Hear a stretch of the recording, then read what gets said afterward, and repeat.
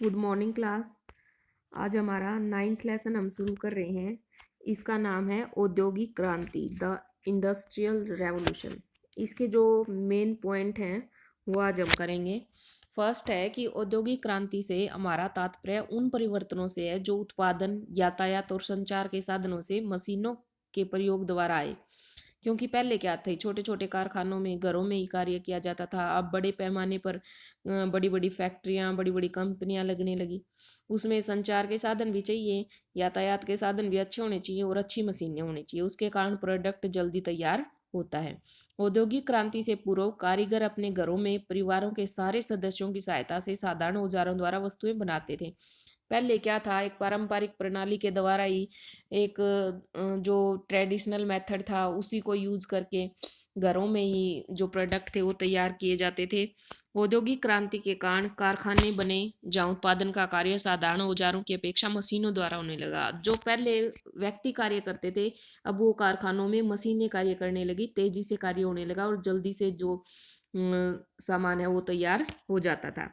England में औद्योगिक क्रांति का आरंभ सर्वप्रथम इसलिए हुआ क्योंकि उसके पास मंडी थी, मजदूर थी, अच्छा पैसा था, मशीनें थी।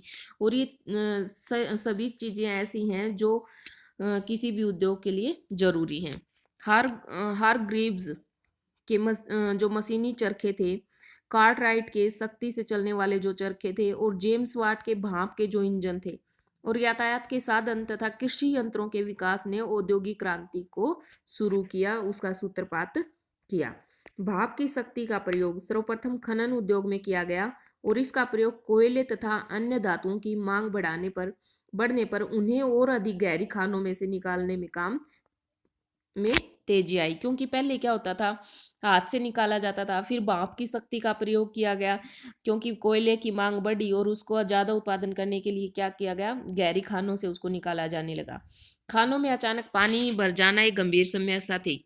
थॉमस सेवरी ने खानों से पानी बाहर निकालने के लिए 1698 में माइनर्स फ्रेंड नामक एक बांप का मॉडल तैयार किया, जिसको खनक मित्र भी बोला जाता है।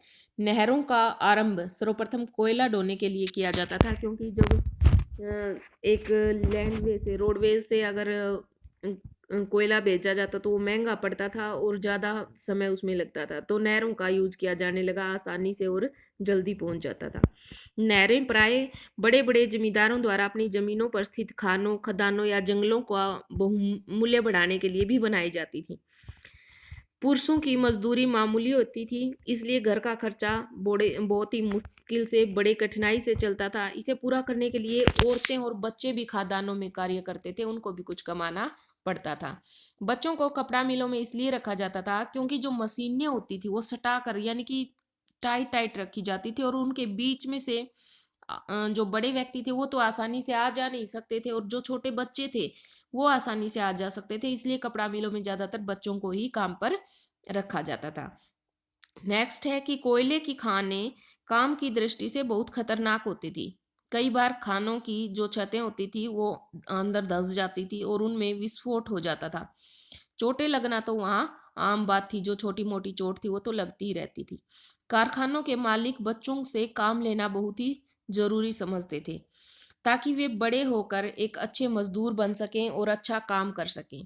फैक्ट्री जो होती थी उसमें मजदूरों में लगभग आधे से न तो 10 साल से जो आधे न तो 10 साल से भी कम आयु में काम करना शुरू कर दिया था, ऐसे मजदूर होते थे।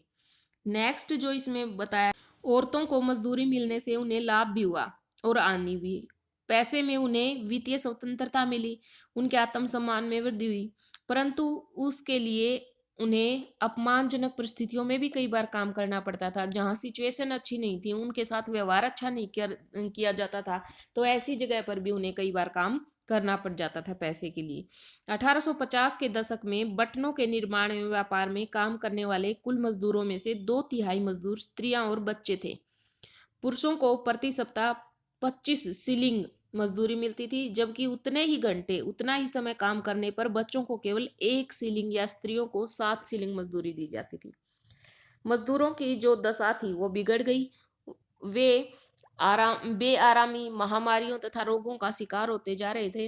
मजदूरों की दशा सुधारने के लिए इंग्लैंड में अनेक कानून पास हुए, जिनके द्वारा मजदूरों को अपने अधिकार प्राप्त करने के लिए हड़ताल करने का भी अधिकार भी मिल गया। नेक्स्ट ये कुछ मेन वर्ड भी दिए गए हैं, जैसे औद्योगिक क्रांति। इस शब्द का प्रयोग 18वीं शताब्दी में अंतिम दशकों से लेकर 19वीं शताब्दी के मध्य तक ब्रिटेन में होने वाले औद्योगिक परिवर्तनों के लिए किया जाता था। अंग्रेजी में इस पद का सर्वप्रथम प्रयोग प्रसिद्ध शास्त्री ऑर्नोल्ड टायनबी ने किया। दूसरी औद्योगिक क्रांति, यह क्रांति 1850 के बाद आई।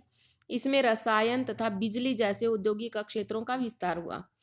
इसके अतिरिक्त जर्मनी तथा संयुक्त राज्य अमेरिका औद्योगिक दृष्टि से ब्रिटेन से आगे निकल गए। पुराना भ्रष्टाचार। इस पद का प्रयोग ब्रिटेन में राजतंत्र तथा संसद के संबंध में किया जाता था। ल्यूडिज्म। ब्रिटेन में यह आंदोलन जनरल नेड ल्यूड के नेतृत्व में चला। इसने मशीनों की तोड़ फोड़ की और मजदूरों के अधिकारों का समर्थन किया। पीटर लुई का नरसंहार।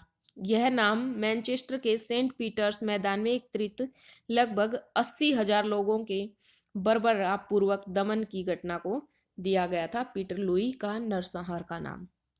सो स्टूडेंट्स, कल हम इसके अभ्यास के जो क्वेश्चन आंसर हैं वो शुरू करेंगे। आज आप एक बार इसको अच्छे से रिवाइज भी कर लेना। Thank you. Have a nice day.